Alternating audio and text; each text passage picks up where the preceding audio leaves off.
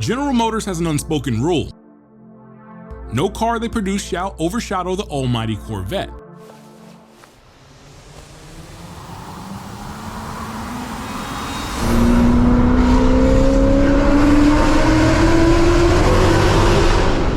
But that rule has been bent and even broken in brief moments in history.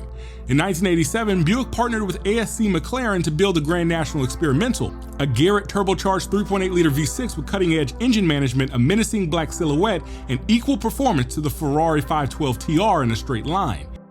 It would be 3 years until the Corvette would catch up, and it would take a Lotus-engineered, Mercury Marine-built dual overhead cam small block in the ZR1 to finally eclipse the old Regal.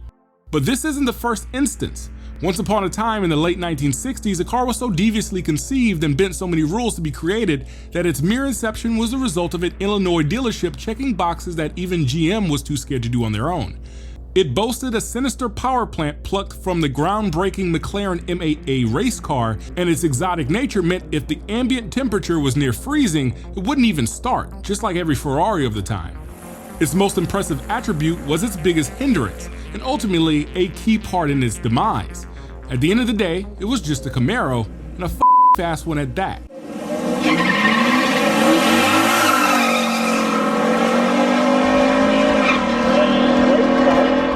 This is the story of the ZL1, a car that should have never existed if it weren't for some clever gaming of GM's internal systems and a man hell-bent on going racing.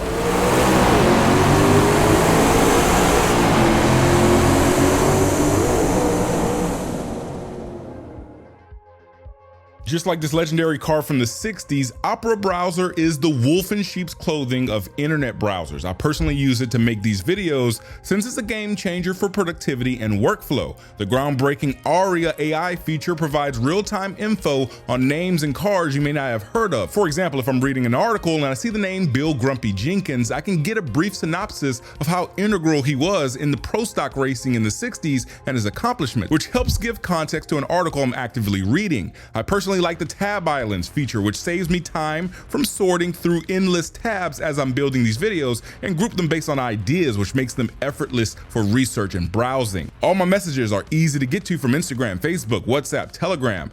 It has a built-in ad blocker for fast-loading pages and a built-in VPN to encrypt internet traffic and hide your location. It has a lucid mode, which can sharpen old footage, especially if you watch vintage racing videos like me, and custom wallpapers and even a battery saver for when you're working on the go. And best part of all, the browser and all its features are completely free. So head over to the link in the description and download Opera, and thanks Opera for making this video possible. The year is 1968. The Apollo 8 crew were the first to see the far side of the moon, and more importantly, the Canadian-American Challenge Cup is in full swing, led by Bruce McLaren, using Chevrolet big block engines in their McLaren M8A race cars. While the Automobile Manufacturers Association banned corporate-sponsored racing, it didn't mean backdoor channels of specialty equipment wouldn't find their way into the hands of smaller privateer groups, especially the likes of McLaren Motor Racing and Chaparral Cars Incorporated. The Can-Am series raced under FIA Group 7 regulations, which allowed teams freedom to create unique racing cars with no limitations on engine size and output, and became the testbed for radical engine combinations. First Can-Am championship winning car.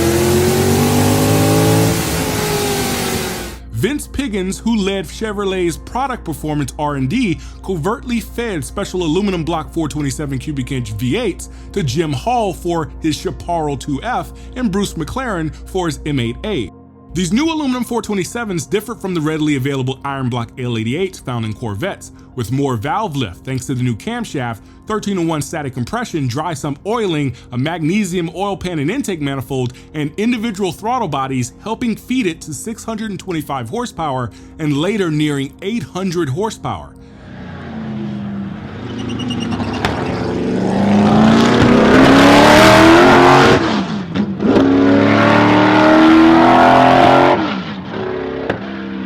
It would absolutely dominate in the '68 season against forged tunnel ram FE 427s as it powered every round-winning McLaren and propelled Denny Hulme to win the title in the McLaren M8A. And then someone at Chevrolet had the bright idea of stuffing these engines into a production road car. and his name was Zora Duntov, the father of the Corvette. Just a month after the final round of Can-Am racing, General Motors would reveal the specs of their new Can-Am-derived aluminum 427 big block for public consumption, under the moniker ZL-1.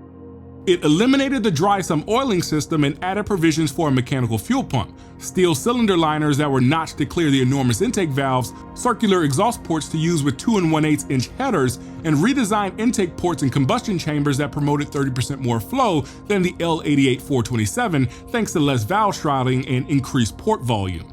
In testing, it made 523 horsepower net rating at the crankshaft, with an unrestricted exhaust giving the likes of the 426 Hemi from Chrysler a run for its money.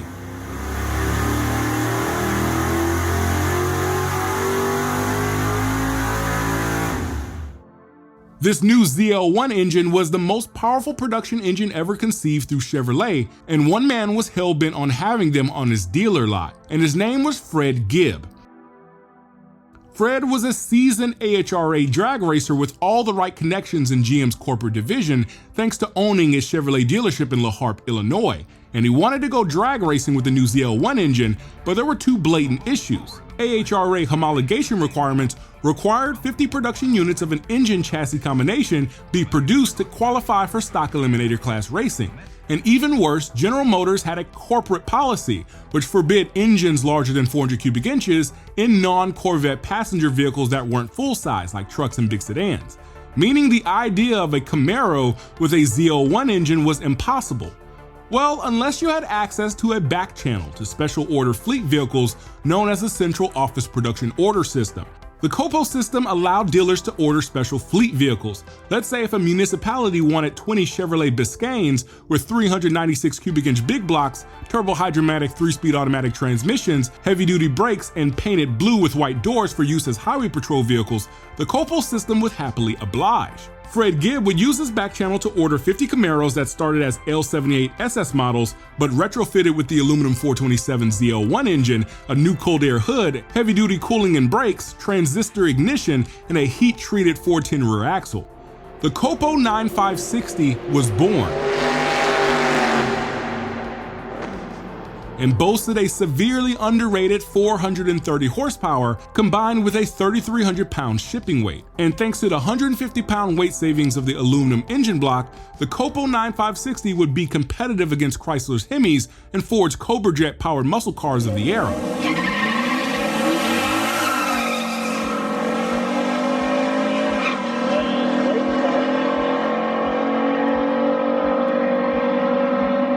And in full AHRA trim, it could run a 10.29 at 132 miles per hour, which was absolutely mental for the day.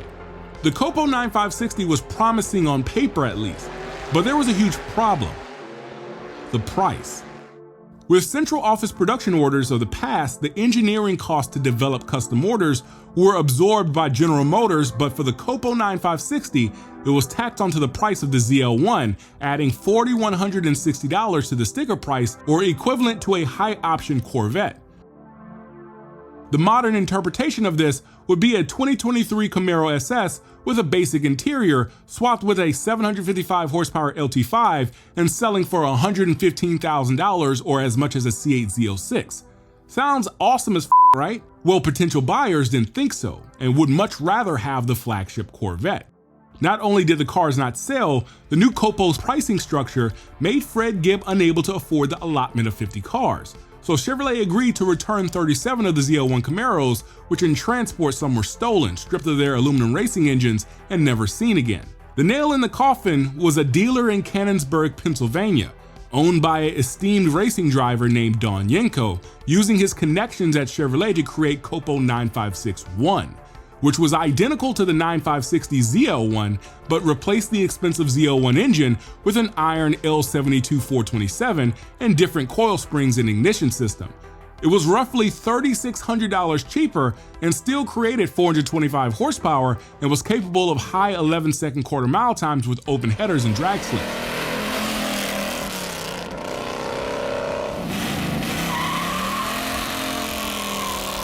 And these sold 3-1 against the ZL1. Now, to Gibb's defense, the ZL1 wasn't meant to be a sales winner. It was meant to meet minimum production requirements for AHRA drag racing. The first ZL1 off the transport truck, serial number 1, was race prepped by Gibbs' business partner and builder Dick Harrell to debut at the 1969 AHRA Winter Nationals opener and struggled against the 426 Hemi-powered competition and knocked out in the semifinals. The struggle finally ended in October 1971 when the Gibb-Harrell Camaro won the AHRA Pro Stock Championship, but to a bittersweet conclusion, as Dick Harrell had lost his life a month prior in a funny car accident. Gibbs sold his last new Copo 9560 in 1972, and as the death grip of emission standards began to tighten and fuel prices rose, the ZL1 legend would fall by the wayside, with many examples not surviving the Melee's era. The ZL1 name would go cold for 30 years. The Camaro was relegated to underpowered smog-legal V8s throughout the 70s and 80s that depended on flashy paint jobs and retro graphics to sell cars rather than spec sheets. That was until General Motors would take a near billion-dollar gamble on a new engine architecture to replace the 1950s design of the Gen 1 and Gen 2 small block engines. This new Gen 3 engine used a 319 T5 aluminum block with 6-bolt main bearing caps. The cylinder heads were now replicated ports rather than Siamese ports for even flow across all cylinders. The valve angle was shallower for better flow and increased volumetric efficiency. And best of all, the intake manifold was now made of DuPont's composite nylon 66, or better known as plastic.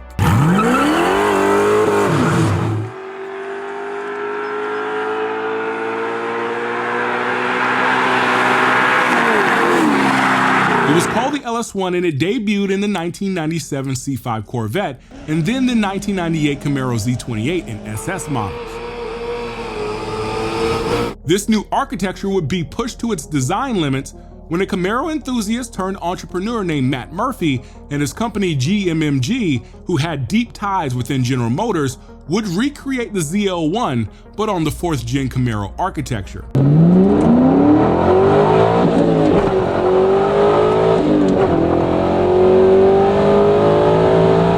The 2002 GMMG ZL1 supercar started as a B4C RPO code, which designated a police package LS1 powered Z28 Camaro as the base car. Then they were transplanted with K-Tech 427 cubic inch C5.R engines similar to the ones used in the Le Mans winning GT Class C5 Corvettes. These were similar to the LS6 Z06 blocks, but included more ribbing for strength and sleeve to receive a 4.125-inch bore and 3.42-inch stroke with 12-to-1 compression and 600 horsepower naturally aspirated. While not a regular production order model, they were sold through dealers as special order models with 69 examples to harken back to the 1969 Copo 9560's 69 examples. It was a 6-figure catfish Camaro, double the price of the 2002 Corvette Z06's MSRP, and just like the Copo 9560, it was a tough sell to even the most die-hard General Motors enthusiasts. And with the Camaro production line on the chopping block for 2002, these cars became extremely valuable and rarely, if ever, competed in exhibitions. Between 2003 and 2009, the Camaro was dead. The king of the street became the 03 to 04 Terminator Cobra with its signature supercharger whine.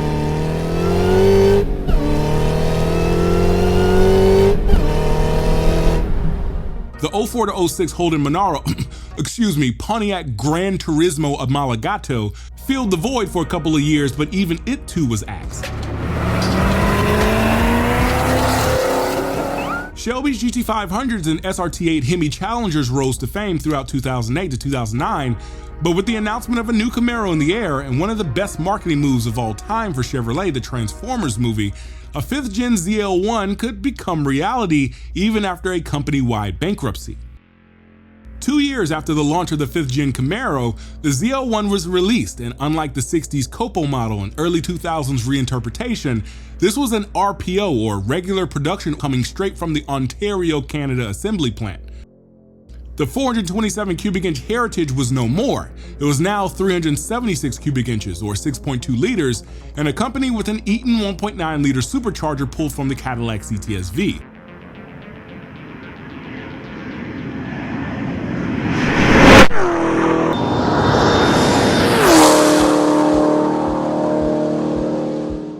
LSA engine wasn't just a Camaro SS-derived LS3 with a supercharger, rather it had a stronger aluminum alloy block, a forged crankshaft, lower compression, and a beefier rotating assembly with a deeper oil pan versus the LS3 to survive 8 pounds of boost from the supercharger.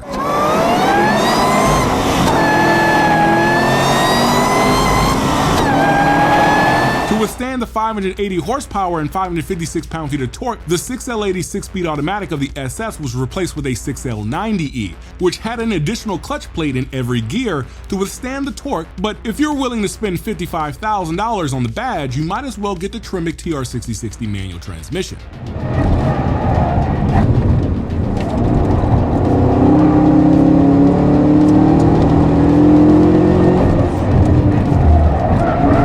These 5th-gen Camaro ZL1s, unlike the years prior, weren't tailored towards straight-line speed, rather handling and comfort, using magnetic ride control suspension, 6-piston brakes, and ZR1-derived performance traction management system, and it could lap the Nürburgring Nordschleife in 7 minutes and 41 seconds, which was 1 second off from the Lamborghini Gallardo Superleggera.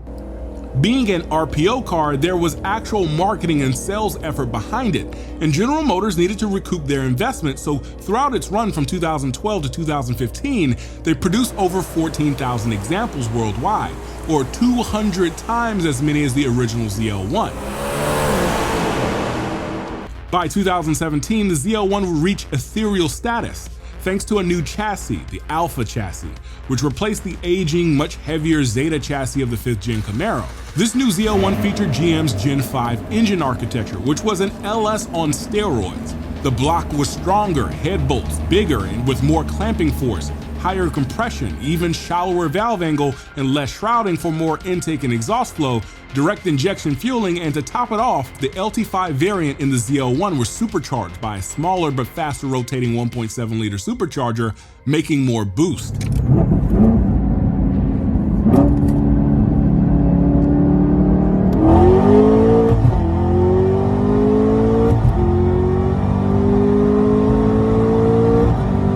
It produced 650 horsepower and equal amount in pound-feet of torque, made it to a 10-speed automatic joint designed by Ford and GM, or an optional Tremec 6-speed manual, which was faster on the road course.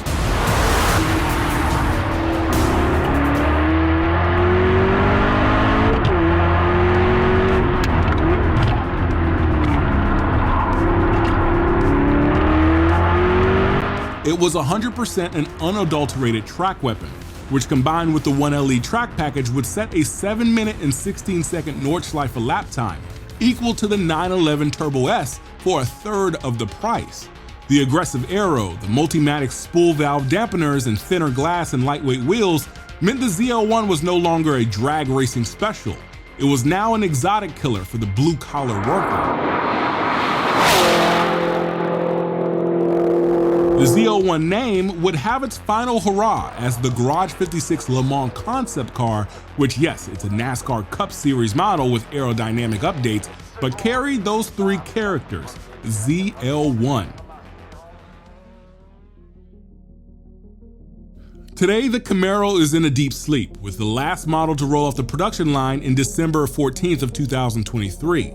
Regardless of the accolades and iconic silhouette of the Camaro, its biggest advantage, its affordability and performance, couldn't outrun corporate structuring and the accounting department. The Corvette simply is more iconic, more sought after, more profitable, and therefore more priority than the measly little Camaro with a souped up engine.